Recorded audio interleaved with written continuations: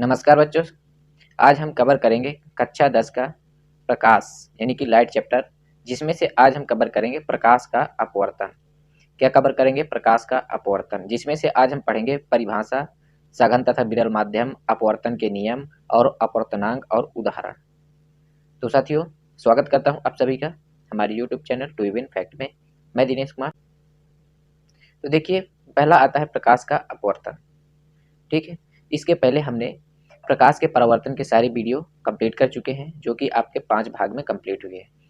तो जो भी बच्चा या हमारे साथी जो भी अभी तक यहाँ के वीडियो नहीं देखे हैं और वो अपवर्तन देखना चाहता है, तो मैं उनसे यही रिक्वेस्ट करूँगा कि वह जा करके जो है पहले परावर्तन का वीडियो देख ले, क्योंकि परावर्तन से ही संबंधित है अपवर्तन। ठीक है, अगर आपको परावर्तन नहीं आता है तो अपवर्तन में काफ़ी ज़्यादा दिक्कतें आ सकती है। तो मैं चाहूँगा कि सबसे पहले आप परावर्तन की वीडियो देख लें, फिर इसके बाद आप अपवर्तन की वीडियो देखने आएँ। तो खैर ठीक है, हम कोशिश करेंगे कि अगर आप यहाँ से भी देखते हैं तो आपको कोई प्रॉब्लम नहीं होगी। तो आइए चलते हैं। पहली हेडिंग है कि प्रकाश का अपवर्तन। तो प्रकाश का अपवर्तन क्या होता है? इसको इंग्लिश में बोलते हैं रिफ्रैक्शन ऑफ लाइट। ठीक है, क्या बोलते हैं इसको? Refraction of light. ठीक है, तो देखो प्रकाश का अपवर्तन होता क्या है। जब कह रहा है कि जब यह किरण एक पारदर्शी माध्यम से दूसरे पारदर्शी माध्यम में जाती है तो यह अपने मार्ग से विचलित हो जाती है। यह परिघटना ही प्रकाश का अपवर्तन कहलाता है। ठीक है, तो साथियों देखो, प्रकाश का परावर्तन होता है कि जब कोई प्रकाश उसी माध्यम में जाए और उसी माध्यम में किसी परावर्तक तल से टकरा करके उसी माध्यम में वापस आ जाए। ठीक है, तो ये तो आपका परावर्तन हो गया, यानी कि जब कोई प्रकाश किरण जिस माध्यम से जाए परावर्तित होकर उसी माध्यम में वापस लौट आए, तो वह आपका क्या हो गया? परावर्तन। लेकिन अपवर्तन की घटना में ऐसा नहीं होता है। अपवर्तन की घटना में ये होता है कि जब प्रकाश एक माध्यम से दूसरे माध्यम में निकल जाए। ठीक है, यानी कि आप मान लीजिए कि आप एक दीवार में एक कमरे में बैठे हुए हैं। ठीक है, और आप जाएं और दूसरे कमरे में पहुंच जाएं। ठीक है, यानी कि बीच में एक दीवार हो, आप उस दीवार को फांद करके दूसरे तरफ पहुंच जाएं। यानी कि तुम्हारा कमरा है वो अलग माध्यम हो गए, आप दूसरी तरफ चले गए वो दूसरा माध्यम हो गए। ये बात क्लियर हो गई। ठीक है, यानी कि एक माध्यम से दूसरे माध्यम में प्रवेश करना ही प्रकाश का क्या होता है? अपवर्तन। इसमें क्या होता है? प्रकाश एक माध्यम से दूसरे माध्यम में प्रवेश कर जाती है। ठीक है, तो इसकी परिभाषा कह रहा है कि जब यह किरण यानी कि जब प्रकाश की किरण एक पारदर्शी माध्यम से दूसरे पारदर्शी माध्यम में जाती है तो यह अपने मार्ग से क्या होती है? विचलित हो जाती है। यह परिघटना ही प्रकाश का अपवर्तन कहलाता है। अर्थात उसके कहने का मतलब यह है कि जब कोई व्यक्ति, या कह लें कि जब आप कहीं जाते हैं, ठीक है, तो जब आप ऐसे सिंपल रोड में चलते हैं, मान लीजिए बाइक में आप जा रहे हैं, एक सिंपल रोड में जा रहे हैं, ठीक है, तो आप जब खाली रास्ता देखेंगे तो आप बहुत स्पीड पर ही जाएंगे। ठीक है, जैसे ही आप भीड़ भाड़ देखेंगे तो क्या होगा? आपकी स्पीड क्या होगी? धीमी हो जाएगी, यानी कि आपकी स्पीड में क्या हुआ? परिवर्तन हुआ। ठीक है, कुछ ना कुछ क्या हुआ? परिवर्तन हुआ। ठीक है, उसी प्रकार प्रकाश में होता है। ठीक है, जब प्रकाश क्या हो, एक माध्यम, मान लीजिए कि कोई माध्यम विरल है, तो वहां तो प्रकाश बहुत तेजी के साथ जाएगा, और जब सघन में जाएगा तो क्या होगा? वो धीमा हो जाएगा। और क्या होगा? धीमा होकर के वह अपने मार्ग से थोड़ा क्या होगा? विचलित हो जाएगा। ठीक है, ये बात क्लियर हो गई। अर्थात कि प्रकाश जब एक माध्यम से दूसरे माध्यम में जाता है तो उसका जो है मार्ग क्या होता है? विचलित हो जाता है। तो इसी परिघटना को क्या कहते हैं? प्रकाश का अपवर्तन कहते हैं। ये बात क्लियर हो गई। इसके बाद आता है कि प्रकाश के अपवर्तन के कारण क्या क्या है। ठीक है, तो अब कारण समझ लेते हैं। तो आइए नीचे चलते हैं नेक्स्ट हेडिंग में। तो कह रहा है कि प्रकाश के अपवर्तन के निम्नलिखित कारण है। पहला है माध्यम। ठीक है, माध्यम हमने बता दिए कि एक माध्यम से दूसरे माध्यम, मान लीजिए एक सघन है एक विरल है। ठीक है, तो अगर इस प्रकार से प्रकाश जाता है तो वो आपका माध्यम हो गया। ठीक है, इसके बाद घनत्व। ठीक है, यानी कि इसमें भी घनत्व कहीं कम होगा कहीं ज़्यादा होगा। जहाँ कम होगा वहाँ प्रकाश तेजी से गमन करेगा और जहाँ अधिक होगा वहाँ धीमा जाएगा। ठीक है, तो घनत्व पर भी निर्भर करता है, इनकी घनत्व के परिवर्तन पर भी जो है प्रकाश का अपवर्तन होता है। और तीसरा प्रकाश के वेग पर। ठीक है, प्रकाश के वेग में भी प्रकाश का क्या होता है? अपवर्तन होता है। ठीक है, तो ये बात क्लियर हो गई। नेक्स्ट आगे चलते हैं। आगे कहता है कि इसके बाद आता है आपका सघन तथा विरल माध्यम। ठीक है, तो सघन माध्यम क्या होता है? जिस माध्यम में प्रकाश की चाल अधिक हो, ठीक है, यानी कि अधिक वेग हो, तो वह आपका क्या होता है? विरल। तथा जिस माध्यम में प्रकाश की चाल कम हो वह आपका कौन सा माध्यम होता है? सघन माध्यम। ठीक, ये बात क्लियर हो गई। नेक्स्ट आगे चलते हैं। कहता है कि अपवर्तन के नियम। ठीक है, अब अपवर्तन के नियम क्या क्या है? ठीक है, तो हमने प्रकाश के परावर्तन में पढ़ा था कि जो है आपतित किरण, परावर्तित किरण तथा अविलंब तीनों क्या हो? एक ही बिंदु पर हो। ठीक है, तो यहाँ पर भी वही चीज है। ठीक है, पहला रूल यही कह रहा है कि आपतित किरण, अपवर्तित किरण, ठीक है, वहां पर क्या था? परावर्तित किरण, यहाँ पर क्या है? अपवर्तित किरण। ठीक है, तथा अविलंब तीनों क्या हो? एक ही तल पर होने चाहिए। ठीक, पहला रूल ये हो गया। दूसरा रूल कहता है कि जब प्रकाश विरल से सघन में जाता है तो वह अभिलंब की ओर झुक जाता है। ठीक है, यानी कि जब प्रकाश कहाँ विरल से कहाँ पर जाए, सघन में। मान लीजिए कि वायु से जब प्रकाश द्रव में जाता है तो क्या होगा कि वह अभिलंब की ओर झुक जाएगा। आगे हम बताएंगे कि अभिलंब होता क्या है। ठीक है, ये सारी चीजें आगे हम आपको समझाएंगे। ठीक है, अभी रोल जान लेते हैं। तो जब प्रकाश विरल से सघन में जाता है तो अभिलंब की ओर क्या हो जाता है, झुक जाता है। ठीक, ये बात क्लियर हो गई। तीसरा रूल कहता है कि जब प्रकाश सघन माध्यम से कहाँ पर, विरल माध्यम में जाए तो क्या होगा, अभिलंब से दूर हटेगा। मान लीजिए कि आप सिटी के अंदर हैं, वो मान लीजिए आपका सघन माध्यम हो गया। जब आप सिटी के बाहर जाएंगे तो वो मान लीजिए वो विरल माध्यम हो गए। ठीक है, तो जब आप सिटी के अंदर बाइक चलाते हैं तो क्या होगी, आपकी स्पीड धीमी रहेगी और आप एक साइड का किनारा लेकर के चलेंगे। ठीक है, और जैसे ही आप सिटी के बाहर निकलेंगे तो आपकी स्पीड भी तेज हो जाएगी और आप क्या करेंगे, फैल करके चलने लगेंगे। ठीक है, उसी प्रकार से प्रकाश जो है जब सघन माध्यम यानी कि जहाँ पर प्रकाश का वेग क्या हो, धीमा होता है। ठीक है, जहाँ पर सघन माध्यम होता है तो वहाँ पर क्या होता है, प्रकाश थोड़ा झुक के चलता है, किसकी ओर, अभिलंब की ओर। और जैसे ही वह विरल माध्यम में जाता है तो क्या होता है, अभिलंब से दूर हट जाता है। ये बात क्लियर हो गई। Any problem? मुझे लगता है कोई प्रॉब्लम नहीं होगी। नेक्स्ट आगे चलते हैं।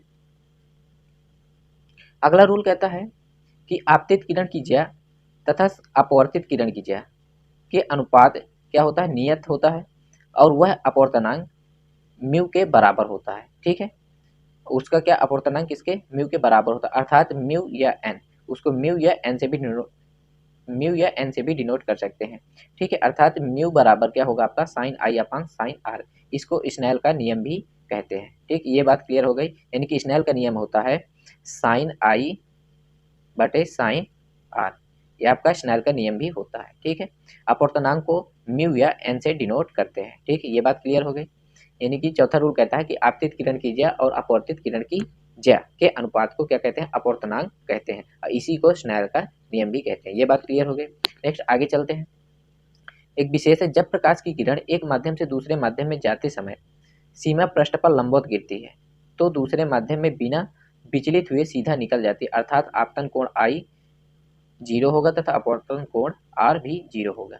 अर्थात उसके कहने का माध्यम है कि मान लीजिए कि ये आपका सघन माध्यम है और ये आपका विरल माध्यम है।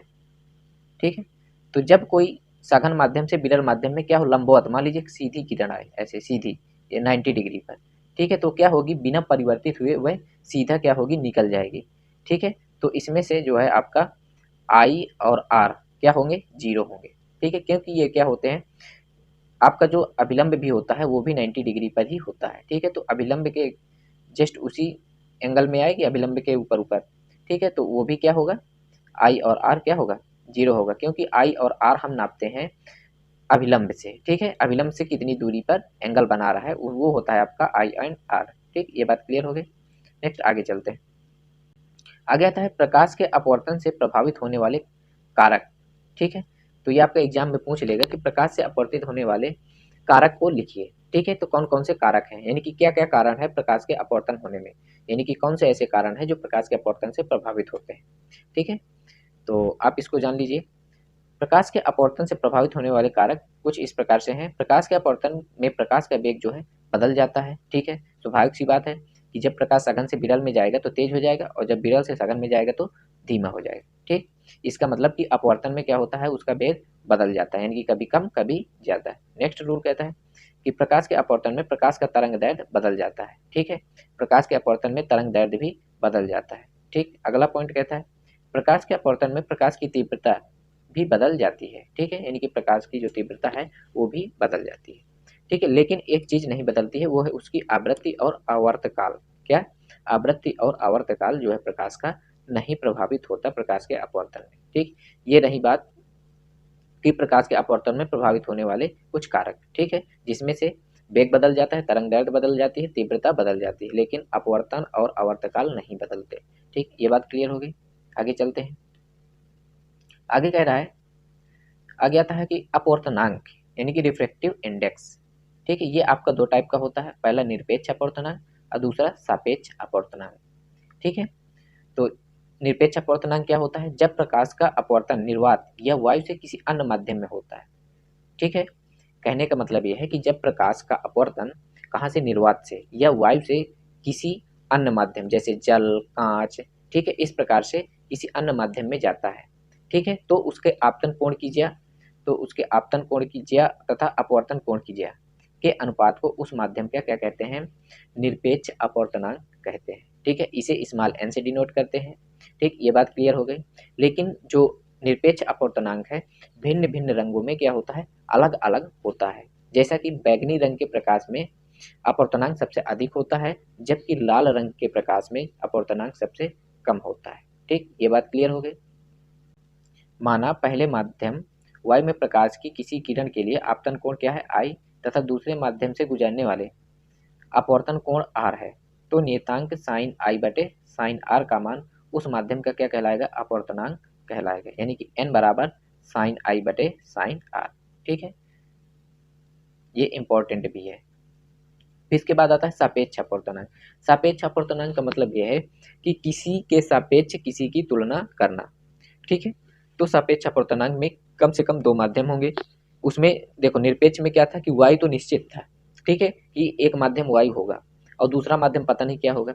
लेकिन इसमें सापेक्ष में पता नहीं कौन, दोनों माध्यम अलग अलग होंगे, इसमें कोई वो नहीं। वायु से जल में भी जा सकते हैं, यहाँ पर जल से कांच में जा सकते हैं। ठीक है, इसमें माध्यम जो है अलग अलग होंगे दोनों। ठीक, तो सापेक्ष अपवर्तनांक जब पहले माध्यम यानी कि वायु या निर्वात के स्थान पर अन्य दूसरा माध्यम हो। ठीक है, उसने बता भी दिया कि वायु या निर्वात के स्थान पर कोई दूसरा माध्यम हो तथा इसे पहले माध्यम के सापेक्ष दूसरे माध्यम का सापेक्ष अपवर्तनांक कहते हैं। ठीक है, यानी कि अब हमें वायु या निर्वात की जगह कोई अन्य माध्यम ले लेना है। ठीक है, फिर इसके बाद दूसरा माध्यम कुछ भी हो सकता है। ठीक है, तो उसके सापेक्ष जब अपवर्तनांक कराते हैं तो उसे कहते हैं सापेक्ष अपवर्तनांक। ठीक, ये बात क्लियर हो गई।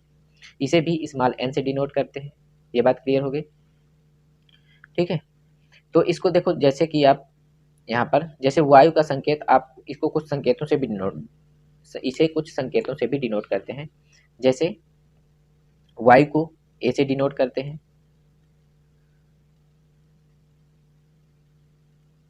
वायु को आपका ए से डिनोट करते हैं, तथा दूसरे माध्यम जैसे जल का संकेत आप स्मॉल w से डिनोट करते हैं। ठीक है, तो अतः वायु के सापेक्ष जल का वायु के सापेक्ष जल का अपवर्तनांक अगर हमें लिखना है तो इसको लिखेंगे ए एन डब्ल्यू।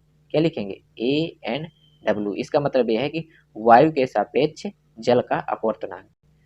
अब मान लीजिए कि हमें जल के सापेक्ष वायु का अपवर्तनांक लिखना है। ठीक है, तो जल के सापेक्ष तो WNA। ठीक है, यानी कि जल के सापेक्ष वायु का अपवर्तनांक। ठीक है, इस प्रकार से लिखेंगे। ये बात क्लियर हो गई। ठीक है, तो ए एन डब्ल्यू बराबर साइन आई बटे साइन आर। ठीक है, इस प्रकार से लिख सकते हैं इसको। आगे चलते हैं।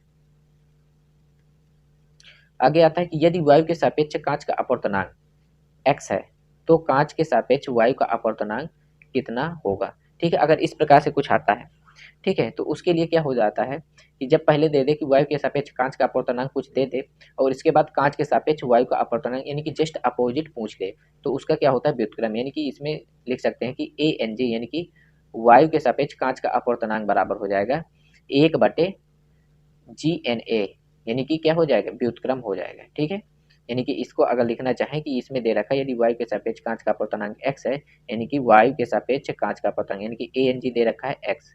ठीक है, तो ज्ञात क्या करना है, कांच के सापेक्ष यानी कि GN वायु का, तो ये हो जाएगा आपका 1/x। कितना हो जाएगा, 1/x। ठीक, ये बात क्लियर हो गई। ये इसका आंसर हो जाएगा। इसी प्रकार से देखो नीचे एग्जाम्पल दे रखा है कि कांच का वायु के सापेक्ष अपवर्तनांक कितना है, 1.5। तो सबसे पहले जब हम न्यूमेरिकल सॉल्व करते हैं तो क्या करते हैं कि जो दिया रहता है उसको लिख लेते हैं। तो देखिए इसमें दे रखा है कि कांच का वायु के सापेक्ष यानी कि जी का वायु के सापेक्ष। ठीक है, कांच का वायु के सापेक्ष यानी कि, तो देखो इसमें से लैंग्वेज थोड़ा उसने क्या कर दिया है, उल्टा कर दिया है। कांच का वायु के सापेक्ष यानी कि वायु के सापेक्ष किसका, कांच का। अपवर्तनांक कितना दे रखा है, 1.5 दे रखा है। तो पूछा क्या है, वायु का कांच के सापेक्ष। ठीक है, तो अब पूछ रहा है कि कांच के सापेक्ष वायु का। ठीक है, उसने थोड़ा सा वो लैंग्वेज को क्या कर दिया, पलट दिया। यही चीज तो ध्यान देनी होती है न्यूमेरिकल में सबसे ज्यादा।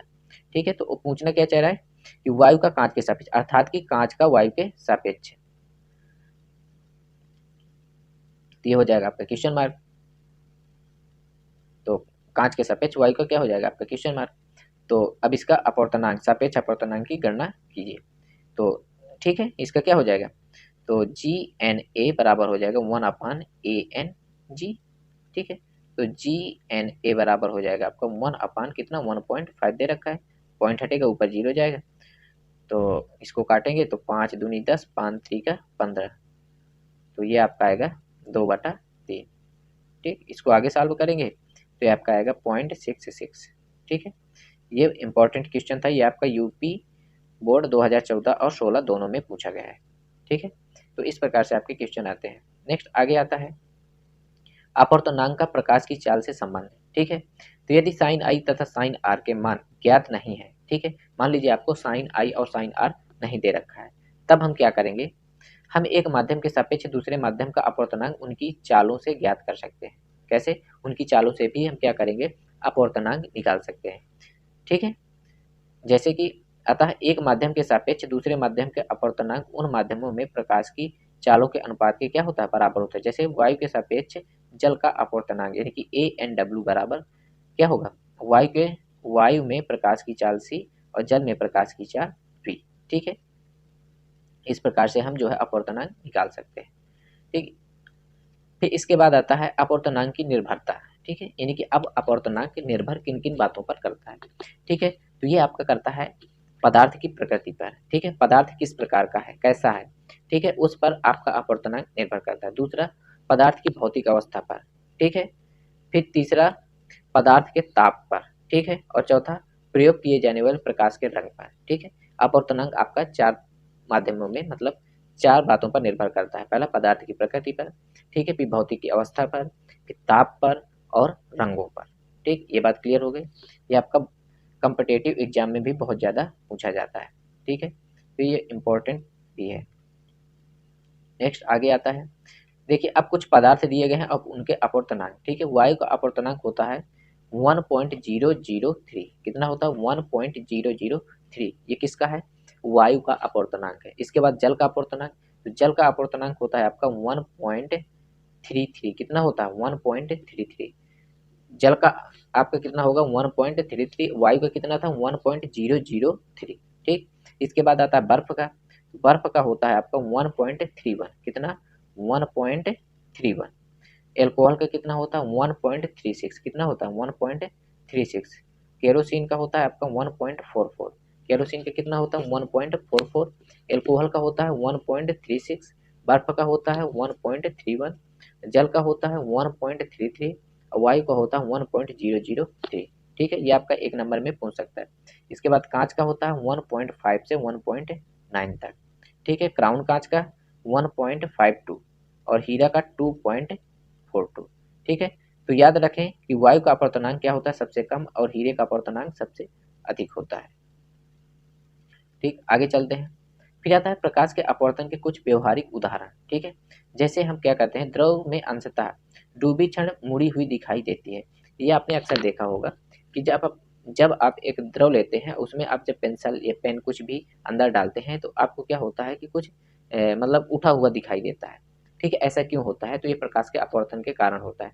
ठीक है, क्योंकि जब आप उसमें से क्या करते हैं, पेंसिल अंदर रखते हैं तो क्या होता है कि जो प्रकाश है वहाँ से, ठीक है, पेंसिल के जो निचले भाग से प्रकाश हमारे आंखों में आता है तो क्या होता है, माध्यम सघन होता है। ठीक है, जब वहाँ से प्रकाश हमारी आंखों में आता है तो जैसे ही वह बाहर आता है तो क्या हो जाता है, वो अपने मार्ग से क्या हो जाता है, विचलित हो जाता है। यानी कि बस ये आपका जल क्या है, सघन होगा, और ये आपका क्या होगा, विरल होगा। ठीक है, तो जब सघन से विरल में आता है तो वह क्या होता है, अभिलंब से दूर हटता है। ठीक है, तो ये देखिए यहाँ से ये प्रकाश आया आपका। ठीक है, और ये जब यहाँ पर ये आपका माध्यम हो गया। ठीक है, ये सघन, ये विरल, तो विरल में आता है, ये आपका क्या हो गया, अभिलंब। ये क्या है आपका, अभिलंब है। ठीक है, जब अभिलंब में आता है तो ये क्या होता है, अभिलंब से दूर हटता है। ठीक है, इसको जाना ऐसे चाहिए था। ठीक है, लेकिन ये अभिलंब से क्या हो गया, दूर हट गया। इसी प्रकार इसमें भी क्या हुआ, अभिलंब से दूर हट गया। ठीक है, तो लेकिन वास्तव में जब हम देखेंगे तो ये ऐसे डैश डैश करके है। हम तो अपने आँख में जैसे प्रकाश आ रहा है वैसे ही देखेंगे सीध। ठीक है, तो ये आपका जो है, ये दोनों किरणें जब हम इसको पीछे डैश डैश करेंगे तो ये आपके कुछ ऊपर, देखो यहाँ से यहाँ तक उठी हुई प्रतीत होती है। ठीक है, तो इसका प्रतिबिंब जो है जा करके यहाँ सी डैश पर बनेगा। ये आपका सी डैश है। ठीक है, तो यहाँ पर जाके बनेगा, तो इस कारण से हमें जो है पेंसिल पानी में जो डूबी हुई होती है वह उठी हुई दिखाई देती है। ठीक है, ये बात क्लियर हो गई। ठीक है, आगे चलते हैं। आगे आता है कि रात्रि में तारों का टिमटिमाना। ठीक है, अब देखिए रात्र में जो जो तारे हैं वो क्यों टिमटिमाते हैं? इसका कारण क्या है कि हमेशा आपको मालूम है कि जो प्रकाश है वस्तु से हमारी आँख में आता है, ठीक है? तो प्रकाश जो है जब तारों से आता है तो हमारे वायुमंडल में उसको कहीं गर्म, कहीं ठंडी हवाएँ मिलती हैं। तो उनसे क्या होता है कि प्रकाश जो है विरल से वहाँ तो निर्वात होता है, तो वहाँ से जब वो सघन में आता है तो थोड़ा क्या हो जाता है, विचलित हो जाता है, ठीक है? इस प्रकार से जब और आगे आता है तो कई सारी ऐसी घटनाएँ होती हैं कि कहीं-कहीं प्रकाश जो है थोड़ी देर के लिए आना भी बंद कर देता है। फिर इसके बाद वहाँ से चलता है, फिर इसके बाद फिर दिखाई देने लगता है। इस कारण से ये घटनाएँ बहुत तेज़ी के साथ होती हैं, जिस कारण से रात्रि में हमें तारे टिमटिमाते हुए प्रतीत होते हैं, ठीक है? ये बात क्लियर हो गई। इसको पढ़ लेते हैं कि ताप परिवर्तन के कारण पृथ्वी के समीप वायु में संवहन धाराएँ यानी कि ठंडी तथा गर्म हवाएँ उत्पन्न होती रहती हैं, ठीक है? इन धाराओं के कारण वायुमंडल की विभिन्न परतों का घनत्व तथा उसके फलस्वरूप वायु का अपवर्तनांक प्रतिक्षण क्या होता है, बदलता रहता है, ठीक है? किसी तारे से आने वाला प्रकाश जब प्रेक्षक की आंख पर पड़ता है तभी वह तारा उसे दिखाई देता है। जब वायुमंडल के अपवर्तनांक में आकस्मिक परिवर्तन हो जाता है तो तारे से आने वाली प्रकाश किरणें अपवर्तित होकर अपनी पूर्व दिशा से क्या हो जाती हैं, हट जाती हैं। अर्थात अपवर्तित किरणें कभी कम और कभी अधिक मुड़ जाती हैं। फलस्वरूप कुछ क्षणों के लिए प्रेक्षक की आंख में तारे से आने वाली प्रकाश बिल्कुल नहीं पहुंचता है, यह बहुत कम पहुंचता है। इसी कारण प्रेक्षक को तारा क्या होता है, टिमटिमाता हुआ प्रतीत होता है, ठीक है? फिर इसके बाद चंद्रमा आंख पर तारे की अपेक्षा कहीं अधिक बड़ा कोण बनाता है तथा इस कारण आंख से अधिक मात्रा में किरणें भेजता है, अतः किरणों की संख्या में होने वाले परिवर्तन का आंख में पहुंचने वाले कुल प्रकाश का विशेष प्रभाव नहीं पड़ता है, जिसके फलस्वरूप चंद्रमा टिमटिमाता नहीं दिखाई देता। ठीक, ये बात क्लियर हो गई। आगे चलते हैं, फिर आते हैं कुछ उदाहरण। तो वायु में प्रकाश की चाल 3.0 मल्टीप्लाई 10⁸ मीटर प्रति सेकंड है। यदि जल का अपवर्तनांक 4/3 हो तो जल में प्रकाश की चाल ज्ञात कीजिए। हमें क्या ज्ञात करना है, प्रकाश की चाल।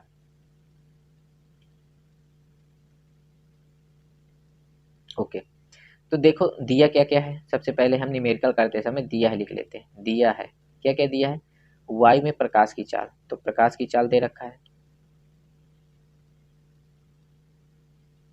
प्रकाश की चाल कितनी दे रखा है, 3 × 10⁸ मीटर प्रति सेकंड। ओके, जल का अपवर्तनांक कितना दे रखा है, जल का अपवर्तनांक 4/3। तो प्रकाश की चाल ज्ञात करना है। तो जल में प्रकाश की चाल, तो जल में प्रकाश की चाल बराबर क्वेश्चन मार्क, ठीक है? इसको हमें निकालना है।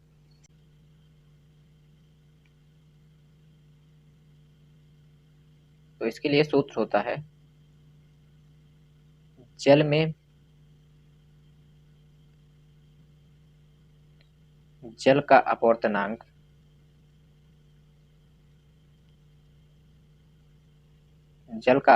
बराबर होता है वायु में प्रकाश की चाल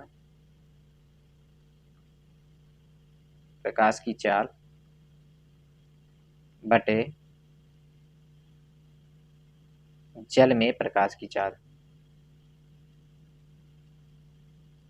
जल में प्रकाश की चाल। तो देखिए जल का आपको क्या क्या दिया गया है, हमें जल में प्रकाश की चाल निकालना है, ठीक है? तो ये आपका जल का अपवर्तनांक कितना दिया है, 4/3। तो 4/3 बराबर वायु में प्रकाश की चाल कितना है, 3 × 10⁸ बटे जल में प्रकाश की चाल। तो जल में प्रकाश की चाल नीचे उसी प्रकार लिख देंगे, प्रकाश की चाल। ओके, तो अब इसका क्या करेंगे, करणी गुणा करा लेंगे। तो ये हो जाएगा 4 × जल में प्रकाश की चाल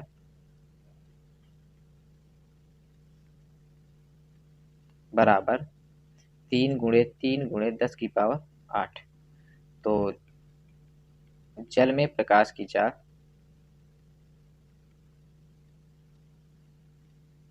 बराबर हो जाएगा 3 × 9 × 10⁸ बटे 4। तो इसको अगर और आगे सॉल्व करेंगे तो इसका आंसर आएगा 2.25 × 10⁸। ठीक, आगे चलते हैं। वायु के सापेक्ष जल तथा कांच के अपवर्तनांक क्रमशः 4/3 तथा 3/2 है। जल के सापेक्ष कांच का अपवर्तनांक ज्ञात करना है। तो देखो, वायु के सापेक्ष जल तथा कांच के अपवर्तनांक, वायु के सापेक्ष जल का और वायु के सापेक्ष कांच के अपवर्तनांक दिए गए। तो वायु के सापेक्ष, वायु को किससे डिनोट करेंगे? ए से। वायु के सापेक्ष जल का यानी कि वाटर का दिया गया है 4/3, और वायु के सापेक्ष कांच का यानी कि ग्लास का दिया है आपका 3/2। तो कह रहा है कि जल के सापेक्ष कांच का अपवर्तनांक यानी कि जल के सापेक्ष किसका? तो जल के सापेक्ष कांच का यानी कि जल के सापेक्ष यानी कि वाटर के सापेक्ष किसका? कांच का यानी कि ग्लास का। तो इसका क्या हो जाएगा? ये हो जाएगा आपका ANG अपान ANW। ठीक है, तो ANG आपका कितना है? 3/2 और ANW है आपका 4/3। ठीक है, तो नीचे वाली वैल्यू ऊपर और ये वाली नीचे। तो ये हो जाएगा आपका 3 × 3/4 × 2 बराबर 9/8। ठीक है, इसको आगे सॉल्व करेंगे तो कुछ पॉइंट में आ जाएगा। ठीक है, तो ये आपका आएगा पॉइंट में अगर करना चाहें तो 1.1 और 1.12 के लमसम आएगा। ठीक, तो ये इसका क्या हो जाएगा आंसर। नेक्स्ट अगला कहता है कि वायु के सापेक्ष किसी पारदर्शी द्रव का अपवर्तनांक 1.25 है। ठीक है, यानी कि वायु के सापेक्ष किसी पारदर्शी द्रव का, ठीक है, वायु के सापेक्ष पारदर्शी द्रव यानी कि W का जो अपवर्तनांक 1.25 है। ओके, तथा कांच का अपवर्तनांक कितना है? 1.5। तथा कांच का अपवर्तनांक कितना है? 1.5। तो द्रव के सापेक्ष कांच का यानी कि वाटर के सापेक्ष कांच का अपवर्तनांक ज्ञात करना है। तो WNG बराबर हो जाएगा आपका ANG अपान ANW बराबर हो जाएगा आपका 1.5 अपान 1.25। इनके पॉइंट हटेंगे तो ऊपर 0 लग जाएगा, इनके 150 अपान 125। 5 से डिवाइड करेंगे तो 5 3 जा 15 0, अब 5 2 जा 10, 5 5 जा 25, फिर 5 6 जा 30, 5 5 जा 55 यानी कि 6/5। अगर इसको पॉइंट में डिवाइड करें तो 1 पॉइंट आपका कितना आ जाएगा? 2। इसका क्या हो जाएगा आंसर। तो ये चीज़ समझ में आ गई। ठीक है, इसके बाद हम पढ़ेंगे गोलीय लेंसों द्वारा अपवर्तन। ठीक है, जिसमें से हम पढ़ेंगे उत्तल लेंस, अवतल लेंस। ठीक है, तो मिलते हैं नेक्स्ट वीडियो में, तब तक के लिए जय हिंद, जय भारत।